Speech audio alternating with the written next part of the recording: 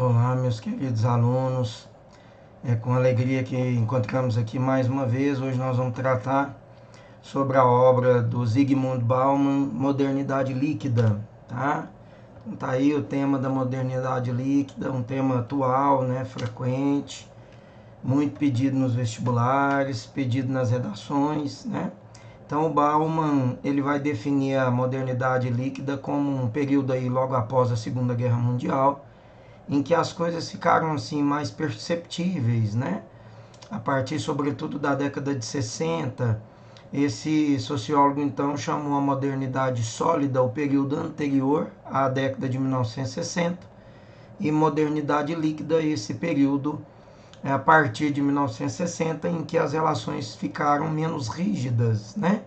Enquanto a modernidade sólida se caracterizava, né, por rigidez, solidificação, as relações humanas mais estabelecidas, sólidas, frequentes, né, duráveis, né, no período aí da modernidade líquida nós vamos ter exatamente o contrário, né, relações efêmeras, flexíveis, com poucos vínculos, uma relação consumerista muito forte, mesmo nas relações humanas, uma relação de descartabilidade muito forte dos produtos, latinha descartável, embalagem descartável, saquinho descartável, isopor descartável, uma série de coisas que impactaram depois o meio ambiente. Também, a partir dentro dessa frequência da modernidade líquida, nós vamos ter essa descartabilidade das relações humanas também, de acordo com o Bauman, né? Então a modernidade líquida, ela é totalmente oposta a essa modernidade sólida. Ficou evidente então a partir da década de 60, mas isso foi assim implantado de uma maneira bastante evidente pós-evolução industrial, né? Então o Bauman vai dizer aí em destaque para nós no amarelo, né? Ele vai dizer para nós que as relações econômicas ficaram sobrepostas às relações sociais e humanas. E é isso que nós estamos vendo. E é isso que os profissionais da filosofia, da sociologia, da literatura, da história, as reflexões, né, humanas ditadas aí pela área da saúde, a psicologia, têm chamado a nossa atenção para esse fenômeno. E, no entanto, o mundo globalizado neoliberal, ele acabou por escamotear, por camuflar essas relações, de modo que muitos de nós hoje em dia passa por isso de uma maneira imperceptível, né? Alguns chegam inclusive a contestar os professores, os pesquisadores, aqueles que estão salientando para esse tema a importância de reflexão desse tema, enquanto ainda é tempo de salvar essa humanidade, né? E muitos têm que entrar em embates frequentes, né? Inclusive em redes sociais, aqueles que não concordam, fecham os olhos, os ouvidos e a boca para enxergar essa realidade de superposição econômica em prejuízo de vidas, em prejuízo de relações sociais e humanas, né? Isso ficou ainda mais evidente agora durante o período da pandemia do novo coronavírus, né? Então, outro tema importante é o consumo e o sujeito líquido, né? O Bauman vai dizer que isso tudo é coberto, então, por uma mentalidade que não só valida as instituições, né, e as normas, mas também dá base para a vida dos sujeitos. Ou seja, os imperativos de consumo, eles são inscritos naquilo que há de mais fundamental na constituição do sujeito líquido. Então, ele está nas relações humanas, nas relações de amor, nas relações familiares, nas relações educacionais, né? Então, esses imperativos de consumo, eles se traduziram de tal maneira que mesmo aquilo em que não se aceita a relação de consumo, eles foram incorporados. E nós temos, né, a tradução clara, né, de comportamentos de consumo, inclusive dentro da escola, na família, nas relações de amor, nas relações de amizade. Infelizmente, esse comportamento, esse sujeito líquido foi construído dessa maneira, né? Então, o consumismo é uma resposta, né, do tipo como fazer. A lógica, então, do consumismo serve de necessidade dos homens e das mulheres, né, em luta para construir, para preservar, para renovar a individualidade. E particularmente o Bauman vai dizer que para lidar com essa aporia, né, com esses impasses, com esses paradoxos que a sociedade consumerista que nós vivemos hoje nos coloca constantemente à prova, né? Os movimentos de mercado, de consumo, eles desafiam a nossa lógica, não só a da luta, né, já inerente à poética, né, pela individualidade, mas também essa luta pela singularidade agora, né, se tornou então o principal motor da produção e do consumo em massa. Então, nós temos uma sociedade que está sendo colocada exaustivamente ao consumo de uma maneira impensada, de uma maneira doentia, sem reflexões, não percebendo os impactos ambientais, não percebendo a desnecessidade, né, dessa busca pelo consumo, o consumo que está atrelado diretamente ao conceito de felicidade nessa sociedade pós-moderna, né, nessa liquidez da sociedade em que a gente vive, as relações que iniciam já com prazo de validade, né, para acabar, as relações que não se estabelecem com uma relação de segurança, de cuidado, né, de amor, as pessoas que substituem, né, as outras a partir de um simples clicar de dedos, né, relações que não são estabelecidas pela verdade, relações que não são estabelecidas pela, vamos assim dizer, pela questão de lealdade, né, ou mesmo as pessoas que são gratas por aquilo que as outras fizeram a elas ao longo de um processo histórico e trocam essas pessoas, substituem companhias, substituem funcionários, substituem membros da sua relação, né, de trabalho, mas também familiar, de uma maneira totalmente volátil, volúvel, sem necessidade, sem vínculos, né? E isso é uma frequência que nós estamos vivendo nesse momento atual aí. Então, a sociedade de consumidores, né?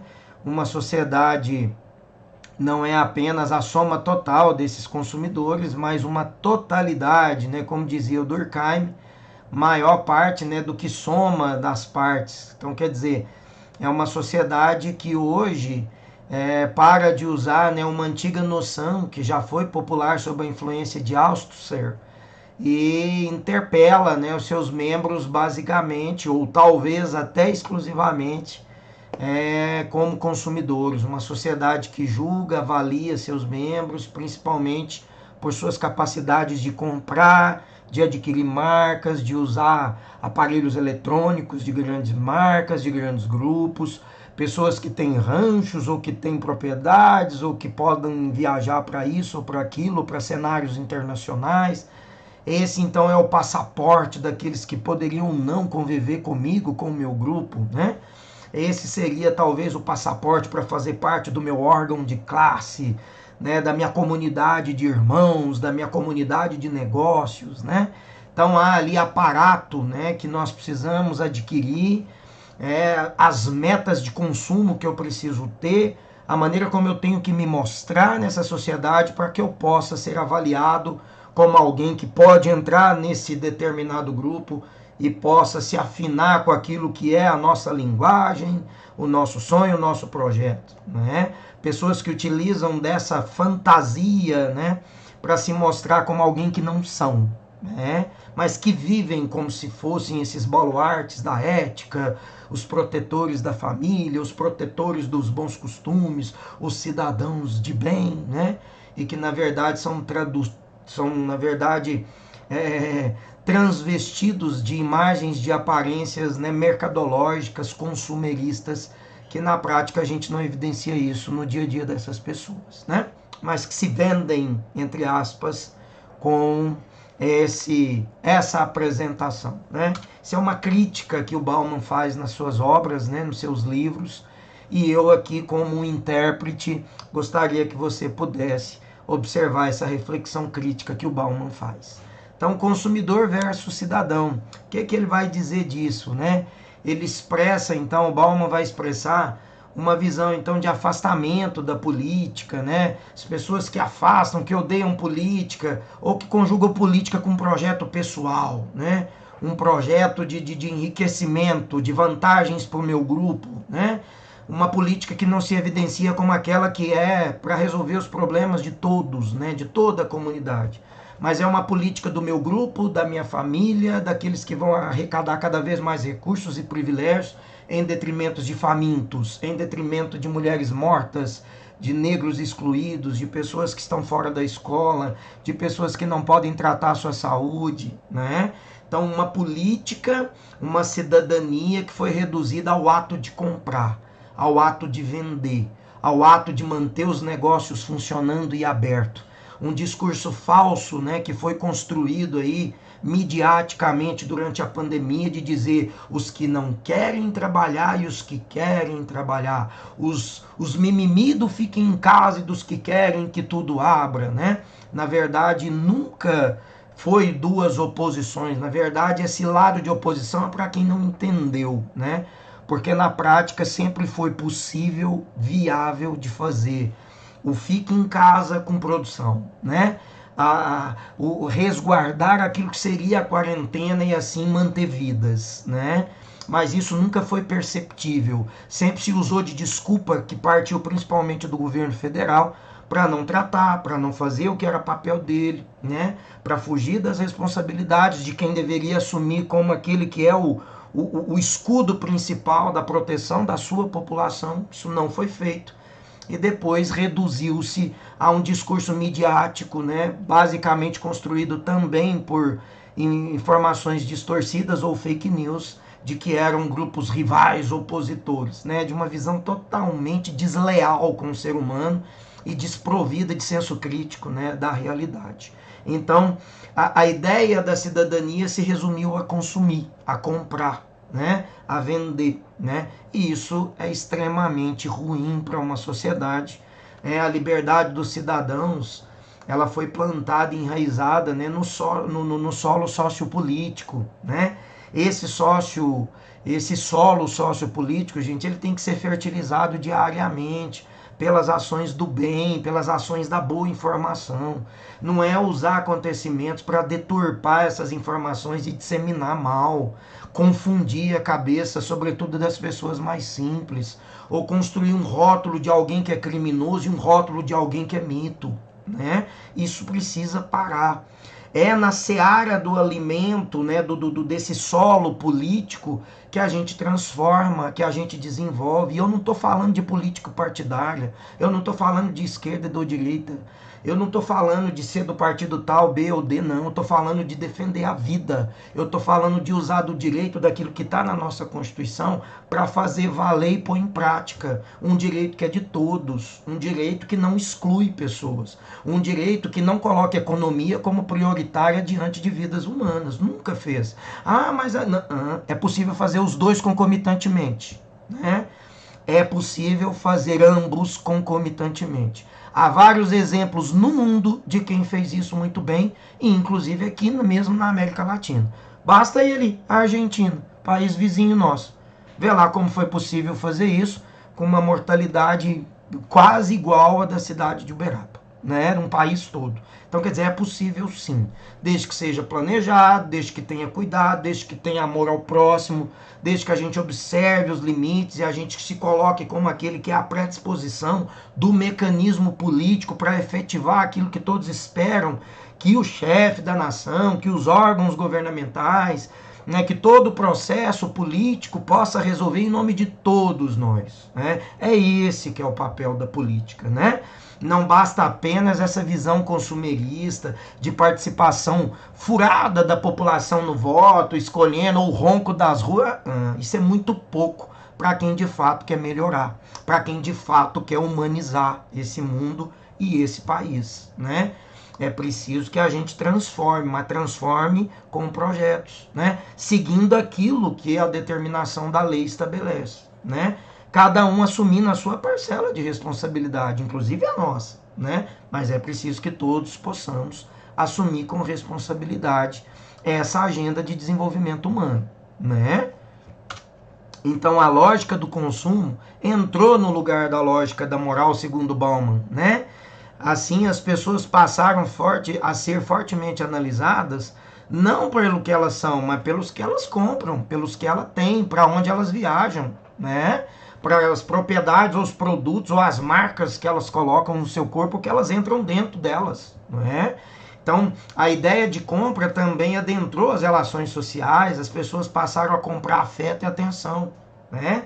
Comprar, né? Comprar uma relação consumerista mesmo nas relações afetivas, né? A ausência do pai que é suprida com presentes, a ausência do Estado que é suprida com muita propaganda enganosa, com distribuição de auxílios, né?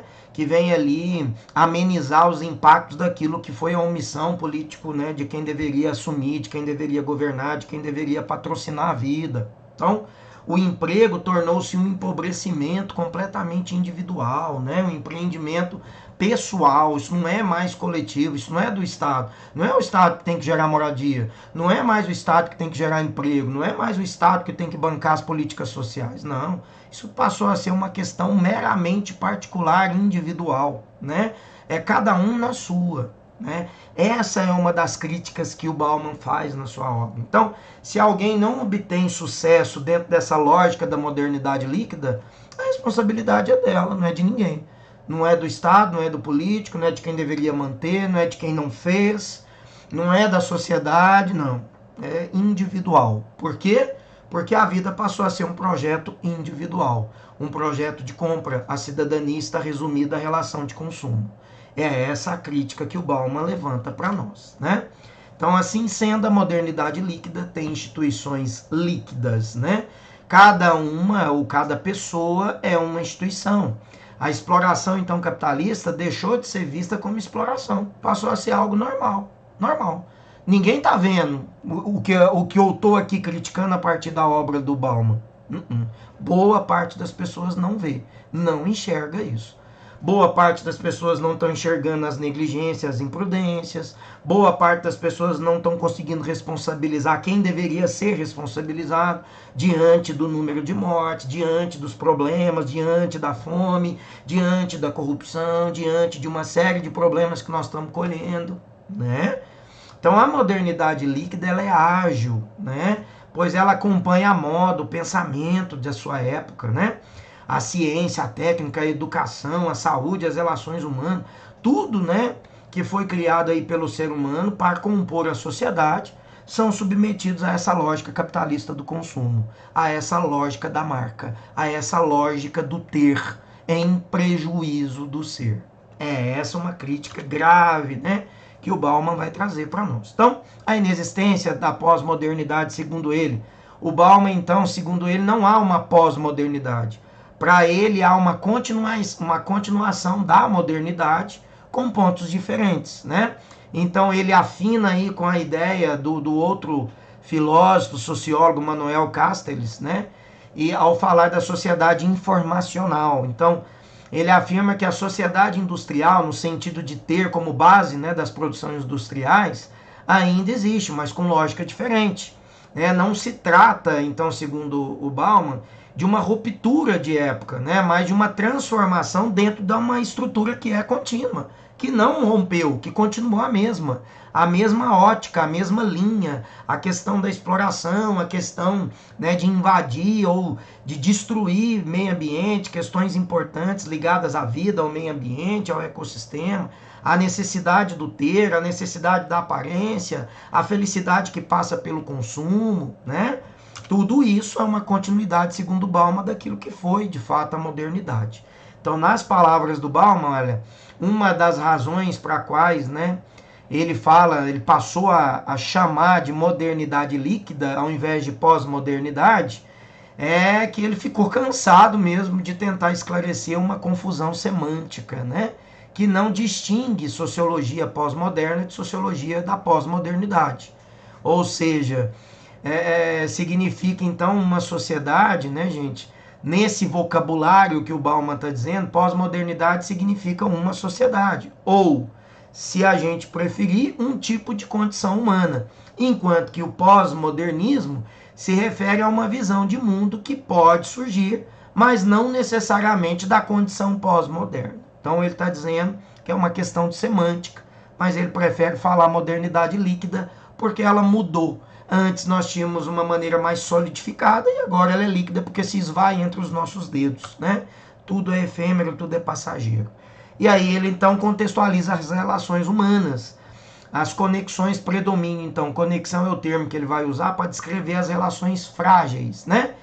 A grande sacada, então, dessa palavra conexão envolve a noção de uma conexão, ou a vantagem não está só em ter várias conexões, mas principalmente em conseguir se desconectar facilmente, sem ninguém ficar pegando no seu pé, sem que você tenha cobrança. Então, você se libertar logo daquilo que você se conectou. Então, breve, passageira, sem vínculo, sem chororô, né? Sem ninguém te cobrar depois. Então, relações bem usuais, utilitaristas, mecânicas, efêmeras, de uso, de prazer, mas sem vínculos. É exatamente isso que o Bauman está dizendo para nós, né? Então, as relações humanas na sociedade líquida se caracterizam como relacionamentos de laços frágeis, né, transitórios, superficiais, que é o que a gente vive muito hoje, satisfação só do momento, prazerosa, né, lógica mercantil, de mercado, de consumo, de troca, né, de aproveitar, né, de curtir. Indivíduo também se coloca como mercadoria, então uma auto-reificação, uma auto-mecanização, né, do indivíduo. E a corrosão do caráter, o indivíduo que não assume mais, segundo o Sennett vai falar, né? O caráter está sendo corrompido, o caráter já não é mais uma relação de evidência. Mesmo porque a gente vê pessoas usando o nome de Deus para fazer falcatrua, usa o nome da família para fazer o mal, defende a moral e a ética, mas defende o uso de morte, defende a cultura da morte, a da intolerância, a da perseguição, a do preconceito, a da misoginia. E tudo isso está bonitinho, está corriqueiro. Né? Os fascistoides estão em evidência. E tudo aquilo que o fascismo já promoveu e ainda promove nessa sociedade. Aqui no Brasil, fora daqui. Né? A intolerância, o preconceito, né? o medo, né? de alguns serem incluídos nessa sociedade, o ter que dividir o espaço social com quem na concepção deles não poderia nunca chegar onde chegaram, viajar para onde viajaram e tal. Então, é uma série de questões, gente, totalmente impróprias, inadequadas para as reflexões humanas, né? Para aquilo que seria de fato as relações humanas, né? Então, os seres humanos são transformados também em mercadorias, segundo o Bauman, que podem ser consumidas a qualquer momento e podem ser também excluídos, né? Perdem seu valor, vão morar na rua, como muitos foram aí depois da pandemia, né? O sujeito líquido, então, lida com um mundo de consumo, de opções, né? Mas nunca objetivo e frio, quer dizer, não tem mais referenciais de ações, não tem, perdeu totalmente os referenciais. Por quê? Porque a ética já se sumiu, né? Houve aí uma depreciação dos valores morais e uma substituição por pseudos morais, né? Inclusive pseudos morais religiosas, né? Porque o nome de Deus, do evangelho e da religiosidade está sendo usado para justificar crime, preconceito, homofobia, né? Uma série de questões de intolerância aí, né? Como eu já disse aí atrás, né? Agora há pouco. Então, trabalho e liquidez, né? As relações de trabalho cada vez mais se desgastam na própria esfera do trabalho. Nós estamos vendo aí a uberização, né, das relações de trabalho, as pessoas que não têm vínculo, né, os entregadores, como os entregadores aí de aplicativo que não tem seguridade, que não tem seguro-desemprego, que não tem salário fixo, que paga a sua própria gasolina, ou que paga mesmo a sua energia elétrica, que não tem vínculo, que não tem seguro, que não tem como contar para aposentadoria, quer dizer, uma relação totalmente, né, desvinculada da responsabilidade do Estado, né? Empregos temporários, meias jornadas, empregos em relações de emprego e empregador são constituídas pelos dois, sem nenhum vínculo com o sindicato, que foi totalmente esvaziado com a reforma trabalhista, né? Essas relações, essas situações tornam cada vez mais aviltantes, desrespeitosas. Isso tudo passou a ser legitimado por novas leis que foram aplicadas e foram aprovadas recentemente no Brasil. Então, quer dizer, nisso emerge, então, o quê? A figura do desempregado crônico. Nós estamos aí abarrotado de fome, abarrotado de desempregados. E não é só por conta de pandemia, né? Nós precisamos observar que os efeitos da política econômica anterior à pandemia já estavam impactando duramente no emprego, impactando duramente na questão da pequeno e médio empresário, pequeno e médio proprietário rural, comerciante, né? e isso depois veio agravado com a pandemia, mas já estava em processo de queda, né?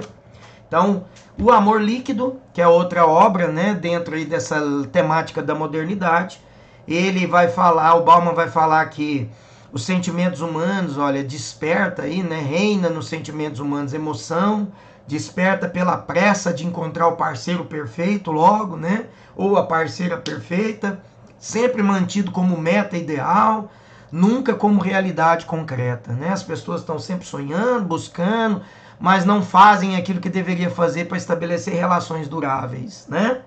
Então, o amor também é líquido, né? Vivenciado em um universo marcado pelos laços e que são fluidificados, que não mantêm vínculos, né? Não permanecem, não se estreitam, desobedecem à lei da gravidade, ou seja, a ausência de peso. Bauman então crê que os relacionamentos a dois não podem se desenrolar a parte da cena social, né, das regras do jogo estabelecida pela sociedade global. Não pode.